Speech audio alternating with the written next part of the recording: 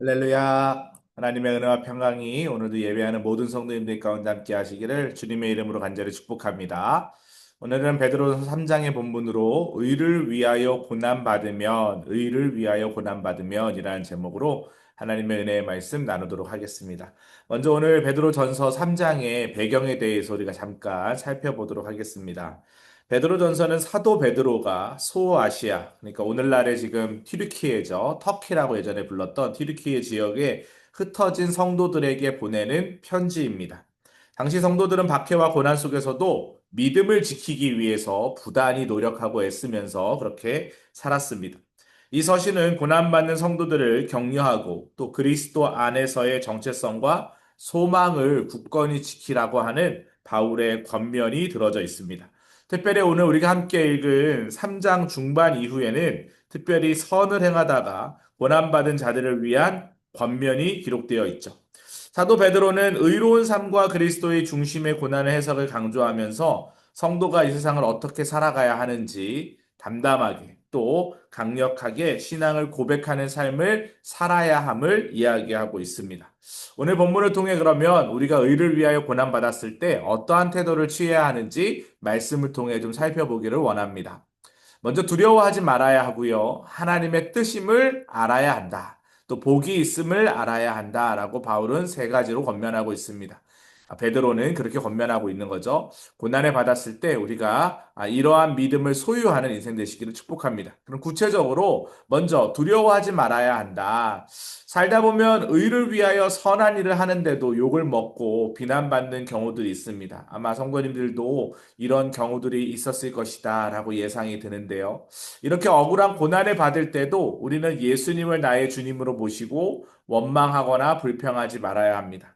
오늘 본문 13절에 보니까 또 너희가 열심으로 선을 행하면 누가 너희를 헤아리요? 라고 기록되어 있죠.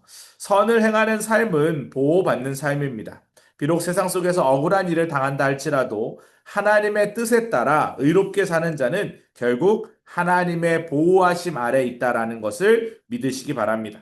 신앙인은 정의와 선을 포기하지 말아야 한다라는 거죠. 그런 의미에서 선한 양심을 갖는 것이 너무나도 중요합니다. 우리가 인생을 살다 보면 뜻밖의 고난을 당할 때가 있습니다. 그럴 때가 있을 때 두려워하거나 근심하지 마시기 바랍니다. 하나님의 보호하심 아래 있다라는 사실을 오늘 본문을 통해 꼭 기억하시기 바랍니다. 고난 앞에서 두려워하게 되는 이유가 뭘까요? 눈앞에 고난을 바라보면 염려, 근심, 걱정거리들이 많이 있습니다. 하지만 문제를 바라보는 것이 아니라 문제보다 크신 살아 역사하시는 하나님을 바라보면 그 고난의 상황을 잊을 수 있다라는 것이죠. 하나님은 지금도 분명히 살아계시고 의를 위하여 고난받는 우리와 함께하고 계심을 믿으시기 바랍니다. 의로움으로 인한 고난은 하나님 앞에서 복입니다. 고난은 부끄러움이 아니라 복의 정체성의 표시다라는 것이죠. 하나님을 두려워하고 사람의 위협 앞에서 위축되지 말고 담대한 믿음으로 사시기를 축복합니다. 고난 중에서도 하나님은 우리와 함께 하십니다. 그리고 고난을 합력하여 선을 이루게 하시는 분이 우리 하나님이신 줄 믿습니다. 우리가 그런 고백 많이 하지 않습니까? 지금은 너무나도 힘든데 그 시간이 지나고 났더니 그 모든 것들이 다 하나님의 은혜였다라는 그런 고백들을 성도님들 신방하다 보면 참 많이 듣습니다.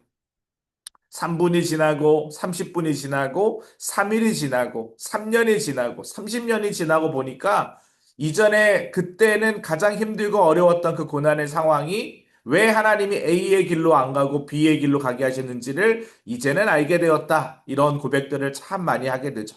고난마저도 합력하여 선을 이루게 하시는 신실하신 하나님을 믿으시기를 주님의 이름으로 간절히 축복합니다. 두 번째로 하나님의 뜻임을 알아야 한다. 고난 있는 것이 하나님의 뜻임을 알아야 한다. 베드로는 우리가 선을 행하는데도 고난받는 것이 하나님의 뜻이다라고 이야기합니다. 너희 마음에 그리스도를 주로 삼아 거룩하게 하고 너희 속에 있는 소망에 관한 이유를 묻는 자에게 대답할 것은 항상 준비하되 온유와 두려움으로 해라. 즉 성도는 복음에 대해서 준비된 대답을 가진 사람들이죠. 고난 중에도 소망의 이유를 말할 준비. 그것은 바로 온유와 겸손의 태도다라고 15절에 기록되어 있습니다.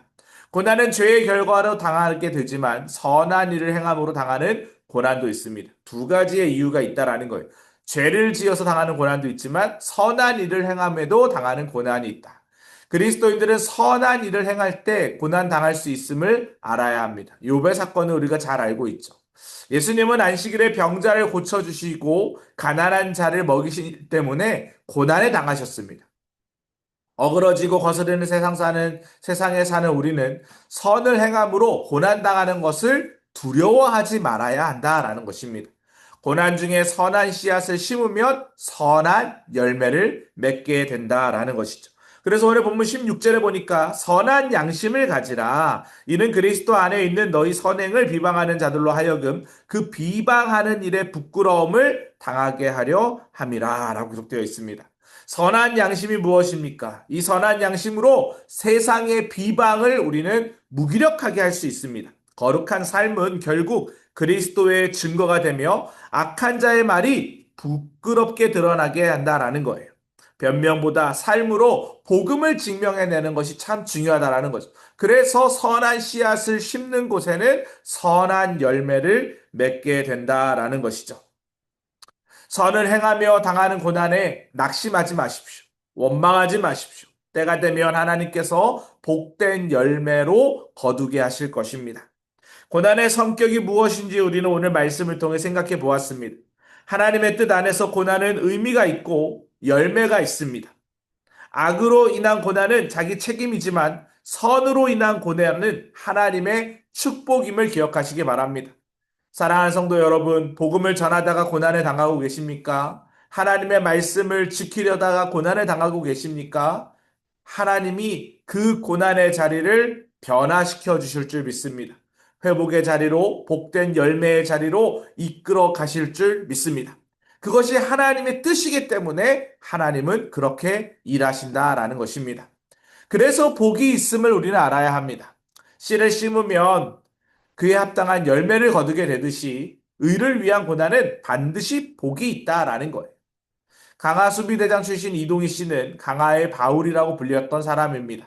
그는 일본의 민족 말살 정책에 맞서서 민족 교육 운동과 민족 복음화에 힘쓰면서 나라를 구하려면 예수를 믿어야 한다라고 강력하게 외쳤습니다. 또 기독교가 아니었다면 서로 사랑하는 마음도 애국도 독립운동도 없었을 것이라고 가르쳤습니다. 이 과정에서 이동희 자신은 물론 온 가족이 수많은 어려움을 당했습니다. 그러나 그는 고난 중에도 복음 전도와 교육 운동을 멈추지 않았습니다. 의를 위해 고난받는 그리스도인들이 있었기에 우리나라가 복을 받을 수 있었다라는 것이죠. 의를 위해 고난받는 사람이 복 있는 사람입니다. 사랑하는 성도 여러분, 여러분 한 사람이 한 알의 밀알이 되어 땅에 심길 때 우리 주변의 수많은 사람들이 복을 받게 된다는 사실을 믿으시기 바랍니다. 믿음으로 행하여 주의 의를 구할 때 하나님은 역사하여 주실 것입니다. 이러한 은혜가 우리 사랑하는 모든 성도님들의 삶의 자리 가운데 충만하게 임하기를 주님의 이름으로 간절히 축복합니다. 오늘도 우리가 함께 기도했으면 좋겠습니다. 고난당할 때에도 낙심하지 않고 하나님을 의지하는 믿음을 허락하여 달라고 기도하시기 바랍니다. 교회를 위해, 담임 목사님을 위해, 또 속회원들을 위해서도 함께 기도하겠습니다. 주여 믿습니다 하시고 기도합니다. 주여 믿습니다. 사랑과 은혜가 풍성하신 하나님 감사합니다. 하나님 오늘 베드로전서 3장 13절에서 17절의 본문으로 성도가 고난당했을 때 어떠한 삶을 살아야 하는지에 대한 말씀을 함께 나누었습니다. 선을 행하다가 겪는 고난의 자세에 대해서 우리가 함께 마음을 정해 보았습니다. 두려움을 넘어서 그리스도를 마음의 주로 삼고 항상 소망의 이유를 준비하며 온유와 겸손함으로 말할 준비를 하는 우리 모든 성도들 될 수 있도록 인도하여 주시옵소서. 말씀의 결론처럼 하나님 안에서의 고난은 복된 것이고 선한 양심을 지키는 삶은 세상 속에서 빛이 된다라는 것을 우리가 믿음으로 고백하며 나아갈 수 있도록 역사하여 주시옵소서. 이를 통하여 우리 안양교회가 또 각 속회원들이 하나님 한 사람 한 사람 예수 그리스도 그리스도 안에서 참된 평안과 위로와 안식의 복을 누리기를 간절히 축복하오니 주여 함께하여 주시옵소서. 하나님, 다음 주일에 진행되는 사람 사랑 생명 사랑 걷기 캠페인을 통하여서도 생명 살림의 문화가 하나님 우리의 삶을 통하여 드러날 수 있도록 역사하여 주시옵소서. 우리 연하에 한 번 더 기도할 때에 교구 경제 조정과 속계 재생산을 위해서도 계속 기도하도록 하겠습니다. 이번 주에 속자님들을 통해 이동해야 될 성도님들에 대한 상황들을 공유하였습니다. 하나님, 모든 전체 교구가 한마음 한뜻 되어 합력하여 선을 이루게 하여 주시고 이 일을 통하여 영적 공동체가 회복될 수 있도록, 특별히 속죄 재생산을 통하여 소외되는 성도 없이 모든 성도들이 은혜 받고 사랑을 경험하는 우리 안양교회 모든 속회 모든 교구 되게 해달라고 주여 믿습니다 하시고 함께 기도하겠습니다. 주여 믿습니다.